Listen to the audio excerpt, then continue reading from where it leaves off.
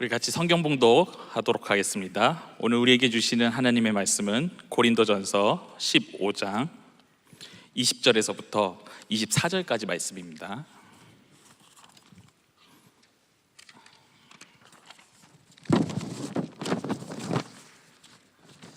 계속 떨어지네.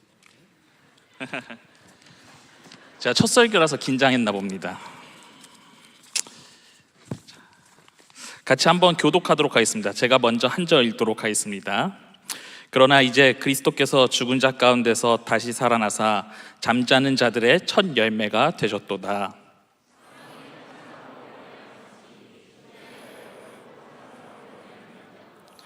아담 안에서 모든 사람이 죽은 것 같이 그리스도 안에서 모든 사람이 삶을 얻으리라.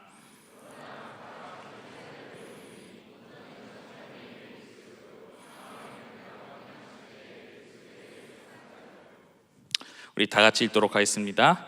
그 후에는 마지막이니 그가 모든 통치와 모든 권세와 능력을 멸하시고 나라를 아버지 하나님께 바칠 때라. 아멘.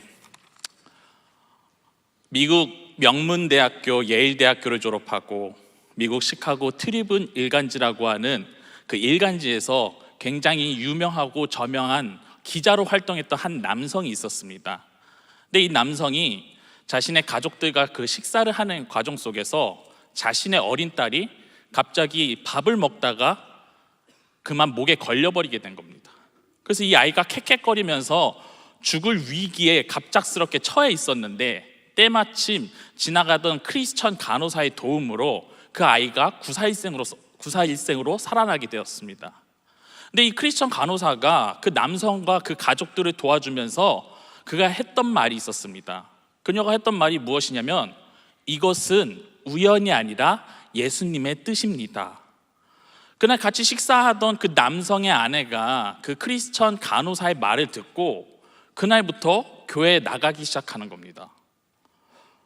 분명 그 남성은 크리스천 간호사의 도움으로 인해서 자신의 어린 딸이 살아났음에도 불구하고 자신의 아내가 교회에 나가는 것이 굉장히 못마땅했습니다.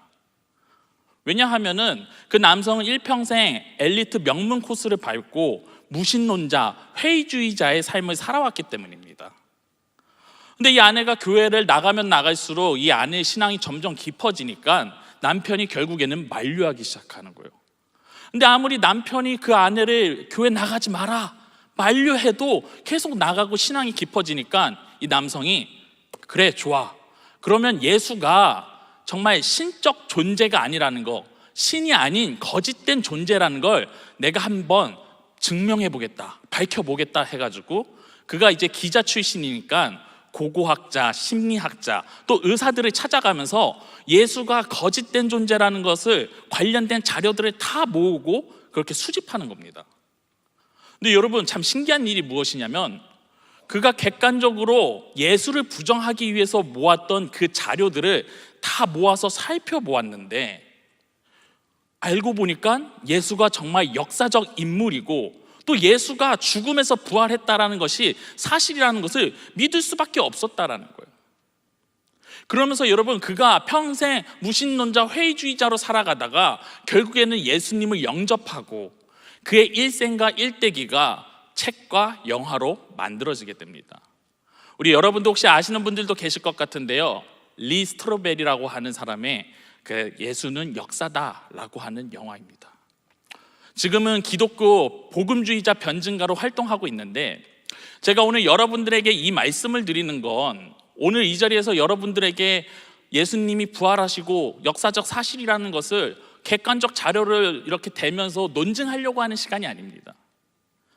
저는 오히려 성경은 예수님의 부활을 어떻게 말하고 있는지, 또 우리가 예수님의 부활을 어떻게 받아들여야 되는지를 여러분들과 함께 나누고 싶습니다. 여러분, 우리가 착각하는 게 있습니다. 성경은 무슨 사이언스지 같은 그런 학술 논문지가 아닙니다. 만약 많은 사람들이 성경의 수많은 기사 이적들, 그리고 또 기적 중의 기적인 이 부활을 하나님이 우리에게 인간의 이성과 논리를 가지고 설명하시려고 한다면은 여러분 성경책의 두께는요 아마 지구를 덮을 겁니다.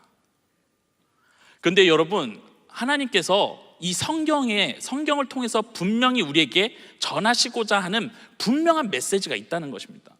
그것이 무엇이냐면 성경의 창세기부터 요한계시록까지 모든 인류가 죄로 인해서 타락하고 죽음을 이기지 못하고 이 비참한 현실 속에서 죄와 사망의 권세 가운데 있는데, 예수 그리스도가 3일 만에 부활하심으로써 그 모든 죄와 사망의 권세를 극복하시고 모든 인류 가운데 구원하셨다고 하는 구원자라고 하는 복음의 메시지가 바로 성경의 핵심 메시지입니다. 여러분, 우리가 신앙생활하면서 예수님의 부활을 많이 들어봤습니다. 우리 신앙생활을 하고 있는 모든 청년들에게 부활이 어떤 의미입니까? 고린도전서 우리 15장 17절 말씀 한번 다 같이 읽어보도록 하겠습니다. 우리 다 같이 읽겠습니다. 한 목소리로 시작. 그리스도께서 다시 살아나신 일이 없으면 너희의 믿음도 헛되고 너희가 여전히 죄 가운데 있을 것이요. 여러분, 부활이 없으면 우리의 신앙은 거짓입니다. 여러분, 예수님이 부활하지 않으셨으면 예수님은 신이 아니고 신적인 존재가 아닐 것입니다. 여러분, 세상 사람들, 예수를 믿지 않는 사람들은 예수님을 마치 석가, 공자, 소크라테스 같이 세계 4대 성인쯤으로 아는 사람들이 있습니다. 마치 예수님이 존경받을 만한 인물로 묘사할 때가 많습니다. 근데 저는 여러분들에게 단호히 말씀드릴 수 있습니다. 예수님은요, 단순히 존경받을 만한 인물에 불과하신 분이 아닙니다. 여러분, 예수님은 모든 인류의 죄를 담당하시고, 그리고 예수 그리스도의 부활을 통해서 우리의 인류의 모든 죄들을 사하시고 극복하시고 우리에게 새로운 생명과 삶을 주신 구원자, 복음의 예수님, 하나님이라는 것입니다. 여러분, 우리 주변에 정말 존경받을 만한 인물들 꽤 많습니다. 세계 역사 속에서 세상을 호령하고 통치했던 왕들이 있습니다. 그들이 대단한 것 같지만 그들과 예수님의 결정적인 차이는 예수님은 죽음을 극복하셨다는 겁니다. 여러분, 오늘 성경 본문 말씀에서 모든 죽은 자들 가운데 부활하셔서 첫 열매가 되셨다고 했습니다. 여러분, 우리가 지금 누구나 고난당하고 죽는다는 사실에 대해서 여러분 놀라시는 분 계십니까? 야, 너 고난당했구나, 너 죽어가네? 하고 놀라는 사람이 아무도 없어요.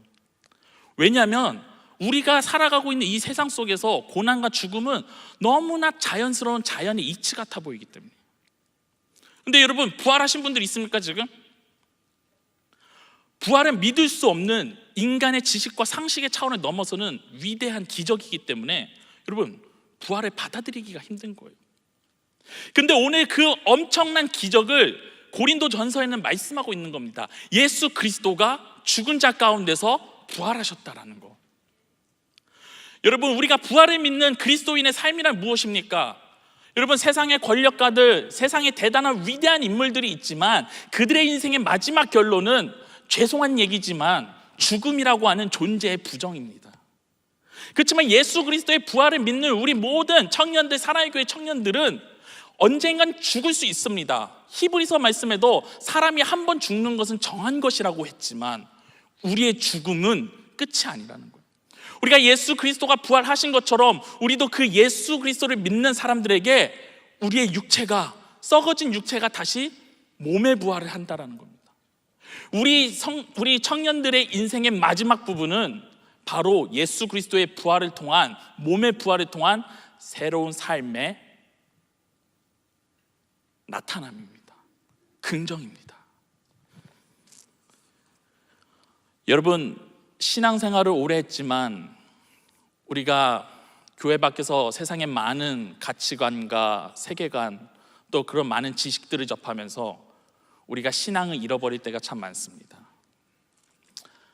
예수를 믿는 일부 신학자들조차, 자유주의적인 성격을 가진 그 신학자들조차 예수님은 실제 존재하셨고 고난당하고 죽으셨지만 부활은 일어난 일이 아니야. 여러분, 신학자인데도 불구하고 부활을 부정하는 사람들이 있습니다. 여러분들이 잘 아시는 것처럼 예수님이 부활하시고 제자들에게 찾아오셨습니다. 근데 그 도마는 예수님이 부활했다는 사실을 결코 받아들일 수가 없었어요. 내가 예수님의 옆구리에 손을 넣어보지 않는 이상 내가 믿을 수가 없어. 근데 여러분, 예수님이 부활한 도마에게 어떻게 말씀하셨냐면, 예수께서 가라사대 너는 나를 본고로 믿느냐, 보지 못하고 믿는 자들은 복되도다 하시니라. 부활은 우리가 지식적으로 이게 사실이야? 이게 진짜 일어난 일이야? 라고 파헤치면서 논리적으로 우리가 대하는 것이 아니라 믿음으로 우리가 받아들여야 되는 겁니다. 마치 믿는다고 하는 게 마치 연약하고 유약해서 객관적이지 못하고 어떤 종교적인 신념에 빠져서 광신적이고 맹목적인 것을 믿는 그런 쓸데없는 가치관이 아닙니다. 우리 그리스도교에서 말하고 있는 이 믿음이라고 하는 건 여러분들, 우리의 지식, 우리의 자연의 이치, 모든 생각, 상식, 그 모든 것들을 포함하지만 그것을 뛰어넘는 초이성적인 것이. 많은 사람들이 신앙생활하면서 저는 하나님에 대해서 참 이해할 수가 없어요. 성경 이 본문 말씀이 정말 일어났을 것 같나? 아닌 것 같은데? 우리가 갖고 있는 지식과 이성을 통해서 하나님을 대할 때가 너무나 많습니다. 그런데 여러분, 우리가 예수님의 부활, 이 부활이 성경에 나오는 모든 기적들 중에 가장 큰 기적이 부활이라고 한다면 이 부활만큼은 여러분들이 반드시 믿으셔야 되는 겁니다. 저는요, 오랫동안 신앙생활을 했지만 하나님에 대해서 알지 못하는 게 더 많습니다. 야, 성경에 있는 내용이 사실이야? 맞아? 진짜 일어날 수 있어? 우리가 이해할 수 없고 우리가 그 하나님에 대해서 그 아주 하나님의 작은 부분조차도 파악할 수 없지만, 그래, 하나님은 안 계시는구나, 하나님은 존재하지 않는구나가 아니라 우리의 인간적인 지식과 능력과 기술로서 하나님이 파악할 수 없기 때문에 우리는 그 유한한 인간의 능력으로 파악할 수 없는 그 크신 무한하신 하나님을 찬양하고 경외해야 됩니다. 하나님은 우리 인간들의 찬양과 경외를 받으시는 분이에요. 대부분의 우리 사랑의 교회 청년부 여러분들이 오랫동안 신앙생활을 하셨고 또 예수 그리스도의 부활을 많이 자주 접하셨습니다. 제가 오늘 설교를 전하면서 여러분들에게 한 가지 바라는 점은요, 여러분, 부활을 지식으로만 생각하지 말아주세요. 여러분들의 삶 속에서 부활의 능력을 나의 하나님의 부활로 받아들이세요. 부활이 나한테 그냥 지식적인 것으로 부활은 이런 내용이구나가 아니라 여러분들 삶 속에서 부활의 권능과 능력이 나타나셔야 된다는 겁니다. 빌립보서 3장 10절 말씀, 11절 말씀 우리 한번 다 같이 읽어보도록 하겠습니다. 시작. 내가 그리스도와 그 부활의 권능과 그 고난에 참여함을 알고자 하여 그의 죽으심을 본받아 어떻게 해서든지 죽은 자 가운데서 부활에 이르려 하노니. 아멘. 여러분, 예수님이 부활하셨고 모든 죽은 자들의 첫 열매가 되셨다고 했습니다. 우리도 그 예수님, 부활하신 예수님을 믿으면 우리의 미래에도 앞으로도 언젠간 죽지만 다시 우리도 육신의 몸으로 부활한다는 것을 우리는 잘 알고 있습니다. 그렇다면은 신앙생활하고 있는 우리에게 부활은 마치 동떨어져 있는 느낌을 받을 때가 있습니다. 먼 훗날 예수님이 다시 재림하실 때 나중에 죽고 난 뒤에 이루어지는 무언가 미래적인 측면만 생각할 때가 너무나 많습니다. 그러나 여러분, 부활은 빌립보서의 말씀처럼 우리가 부활, 고난과 부활에 동참하셔야 된다는 거예요. 우리가 지금 여러분들 삶 속에서 부활에 동참한다는 것은 예수 그리스도의 부활의 권능과 능력을 여러분들의 삶 속에서 현재적 의미로 받아들이는 거예요. 미국의 유명한 목사님 중에 팀 켈러라고 하는 목사님이 계십니다. 이분이 췌장암에 투병하시는 동안, 그가 췌장암에 투병하는 동안 쓰신 책이 있는데 한국에서 번역되었습니다. 그 책 이름이 무엇이냐면 부활을 입다입니다. 그 팀 켈러 목사님이 췌장암에 투병하면서 부활을 입다라고 하는 그 책에서 그 많은 내용들, 정말 좋은 의미들을 이렇게 많이 쓰셨는데 여기서 제가 참 중요한 부분들을 캐치하게 되더라고요. 부활은요, 세상의 자연 질서, 예수 그리스도의 부활이 세상의 자연 질서가 잠시 중단되고 멈춘 것이 아니라 하나님이 본래 의도하신 상태, 창조의 원상태로 회복된 것이다. 다시 말해서 타락한 인류 가운데 고난, 질병, 무질서, 죽음이 지배했지만 예수님이 부활하심을 통하여서 이제는 우리 인생 가운데 회복하는 하나님 나라가 이 세상 가운데 출범한 거다. 여러분들, 우리가 살아가면서 수많은 고난과 또 위기, 질병, 원치 않는 문제들에 우리가 겪을 때가 많습니다. 그런데 여러분들, 우리가 예수님 앞에 기도하고 오늘 이 자리에 나와서 여러분들이 예배드리는 이유는 무엇이냐면요, 단순히 아까 말씀드렸던 예수님이 세계 4대 성인 중에 한 분인 존경받을 만한 분을 기리러 온 것이 아니라 여러분들의 삶을 온전히 주님께 의탁드리고 우리의 문제를 주님 앞에 해결받기 위한 부활하신 예수 그리스도 때문에 여러분들이 이 자리에 나오신 겁니다. 내일부터 고난주간이 시작되고 다음 주가 부활주일입니다. 제가 25살 때 그때도 딱 3월이었는데요 3월에서 4월 넘어가는 그 시기였는데 제가 신학교에서 공부를 하는 도중에 갑자기 한 통의 전화가 걸려옵니다. 근데 그 전화가 어머니 전화였는데 어머니가 어떤 전화를 하셨냐면, 야 형민아 어떡해? 엄마 왜? 야 너희 아빠가 거품을 물고 쓰러졌어. 아버지가 갑작스럽게 사업장에서 쓰러지셨다는 거예요. 그래서 긴급하게 아산병원이라고 하는 그 응급실에 갔는데 아버지의 이 몸을 이렇게 다 검사를 해봤는데 진단명이 나온 겁니다. 아버지 이 뇌에 악성 뇌종양 교모세포종이 생겼다라는 거예요. 이 교모세포종이라는 게 어떤 병이냐면 서울대학교 이제 암연구소에서 수술을 하지 않으면 3개월에서 4개월 안에 무조건 돌아가시고 수술을 해도 그 어떤 치료 방법을 동원하더라도 생존 기간이 12개월에서 14개월밖에 안 된다는. 갑자기 신학교에서 공부하고 있는 제가 날벼락을 맞은 거예요. 급하게 우리가 수술할 수 있는 병원을 찾다 보니까는 서울대학교 병원에서 이제 저희 아버지를 이제 수술하기로 했습니다. 결정을 했는데 저희 아버지가 그 뇌종양이 난 곳이 어디냐면 요 머리에 두정엽이라고 하는 부위인데 이 두정엽이 인간의 방향 감각, 언어 이 기관을 담당하는 곳입니다. 그래서 기도하는 심정으로 금식하면서 저희 아버지의 이 병을 놓고 계속 기도를 하고 있는데 결국엔 수술 날짜가 다가오는 거예요. 수술 날짜가 다가오고 수술 전날 무엇을 하냐면은 수술 동의서라는 걸 씁니다. 근데 그 환자들이 수술 동의서를 쓰게 될 때 그날 의사가 그제서야 수술 이후 어떤 결과가 나올지 어떤 증상이 나타날지를 솔직하게 그때 얘기하는 거예요.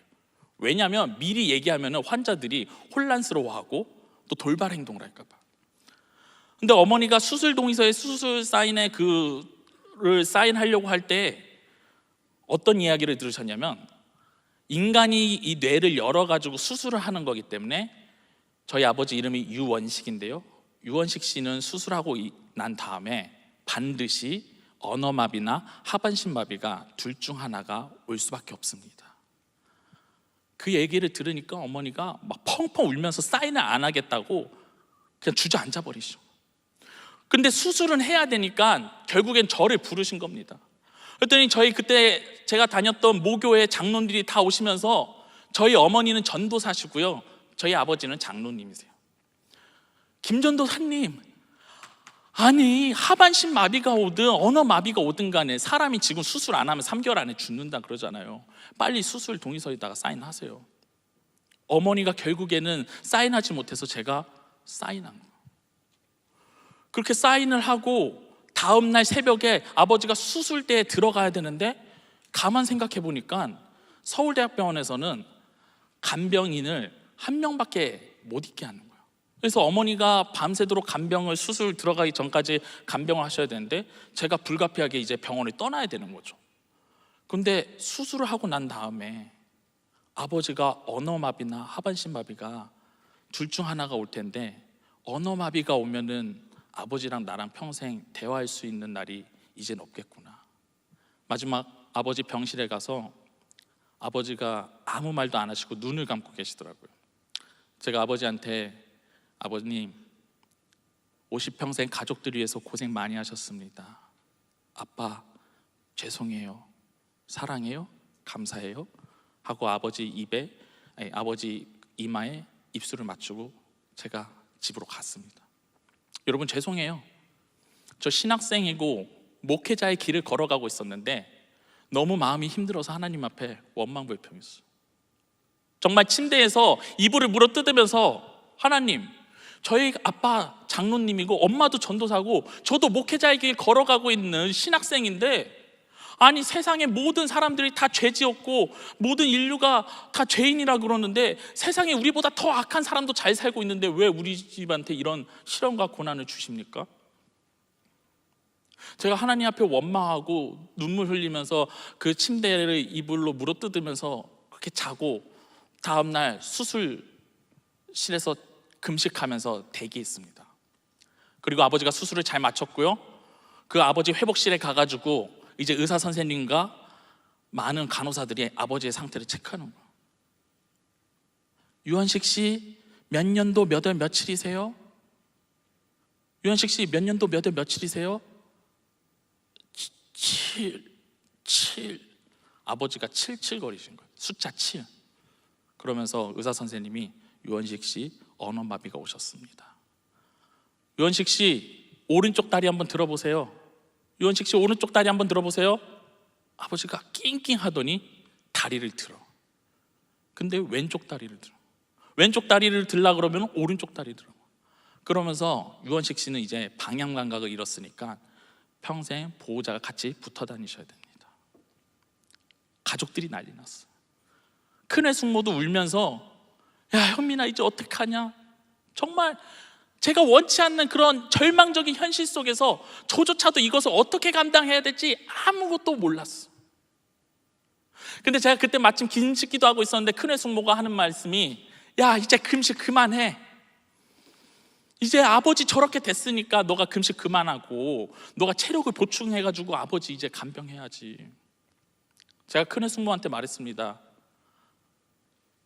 외숙모, 내가 금식을 그만두고 아버지를 간병하면은 약간의 체력적인 도움과 유익은 있을지 몰라도 내가 금식하고 하나님 앞에 기도했을 때 지금 우리 수술 결과가 하루아침에 달라지게 하실 수 있는 내가 기적의 하나님을 믿는다. 난 끝까지 금식할 거예요. 아버지가 회복실에서 이제 중환자실로 올라오셨는데 여전히 이제 마비가 오셔가지고 젓가락질을 못하는 거예요. 그러면서 아버지가 1, 3 하면서 1부터 9까지 숫자를 겨우 하는데 젓가락질도 못해서 제가 떠먹여 드리는 거예요. 그랬더니 아버지가 피고 이러는 거예요. 그게 뭐냐면은 피곤하다고. 그러면서 아버지가 주무시고, 그리고 깨시면은 겨우 또 11, 12 하면서 두 자릿수를 하고, 그러면서 다시 일어나면 또 세 자릿수를 하시는데 아버지가 여전히 움직이지도 잘 못하셔서 마비가 오셔가지고 제가 밥을 떠먹여드리고 오줌도 다 받아들여야 돼요. 저는 정말 이런 비참한 현실 속에서 내가 그동안 믿었던 하나님, 성경의 수많은 기적들을 하나님께서 분명히 성경에서 말씀하고 계시는데 왜 내 삶 속에서는 그러한 기적은 하나도 찾아볼 수가 없는 걸까? 그날 제가 욥기서를 다 읽었어요. 이게 정말 드라마에서만 나오는 일이 왜 나한테 이렇게 닥쳤을까? 이게 사실이 맞을까? 제가 울면서 새벽 6시, 7시쯤에 아버지가 누워있는 침상을 등지고 제가 누워있었는데 갑자기 아버지가 쿵쿵 소리 들리는 거예요. 보니까는 아버님이 일어나 있는 거예요. 그러더니 아버지가 몸이 그날 이후로 갑작스럽게 회복이 되더니 말 못하시던 분이 말하시게 되고 젓가락질을 못해가지고 손이 꼬였던 분이 손이 풀리면서, 아버지가 고난주간 때, 제가 25살 고난주간 때 그 수술 때 판정받으셨던 마비가, 그 수술 때 판정받았던 그 마비가 그 주일날, 부활주일날 아버지가 스스로 운전하시고 교회에 나가시는 거예요. 여러분들 인생 가운데 우리가 믿고 있는 하나님은 부활하시고 인간 가운데 우리 삶 속에 있는 모든 질고와 고난과 위기들을 모두 담당하시고 극복하신, 여러분, 살아계신 하나님, 승리하신 하나님인 줄 믿습니다. 여러분, 오늘 이 자리에 나오신 여러분들의 인생에 어떤 길을 갖고 계십니까? 내가 판단해 보니까, 내가 생각해 보니까 일어날 수 없어, 할 수 없어, 불가능해 라고 하는 이성주의자, 현실주의자의 길을 가는 것이 아니라, 여러분들이 지금 걷고 있는 삶의 길의 방향은 여러분들 삶 가운데 죽음과 죄악과 그리고 또 모든 문제와 불의와 사망 권세로부터 이기신 여호와 하나님의 예수 그리스도의 길을 걷고 계시는 줄 믿습니다. 여러분, 우리는 이 부활하신 하나님을 우리의 삶 속에서 경험하고 누릴 수 있어야 돼요. 여러분, 우리가 부활하신 하나님 앞에 모든 것을 맡겨드린다는 건요, 앞으로 우리의 여러분들 현실 속에서 코로나, 직장, 이직, 취업, 결혼 문제, 수많은 그 어떤 문제가 있더라도 세상 사람들의 기준에서는 우린 할 수 없어, 불가능해 라고 말하지만, 예수 그리스도의 부활을 온전히 믿는 사람 가운데는 그 어떤 불가능도 없는 줄 믿으시길 바랍니다. 여러분, 설교를 마칩니다. 저는 바라옵건데요, 부활하신 하나님을 우리가 영접하고 살아가는 우리의 현실 속에서 그 부활하신 하나님을 제한하지 않았으면 좋겠어요. 여러분, 예수님은요, 그가 찔림당하고 그가 채찍질 당함이 우리의 나음이라는 거예요. 어떻게 고난당하신 예수님의 고통과 고난이 우리에게 나음이고 우리에게 회복이 될 수 있습니까? 그것이 가능한 이유는 예수님이 부활하셨기 때문에. 여러분들, 오늘부터 제자훈련이 이제 시작됩니다. 제자훈련 신청기간이 시작됩니다. 저는 진짜 예수 그리스도의 부활을 믿는 참된 그리스도인 제자들은요, 우리가 이 부활의 믿음, 신앙을 지키기 위해 끝까지 성화의 길을 걸어 나가야 될 줄 믿습니다. 여러분들이 정말 제자로서 한 영혼을 예수 그리스도의 온전한 제자로서 나아가고 또 제자가 되기 위해 살아가는 그 과정 속에서 우리 부활하신 하나님의 소망을 붙들고 끝까지 붙들고 나아가는 우리 사랑의 교회 청년부 되시길 주님의 이름으로 축원합니다.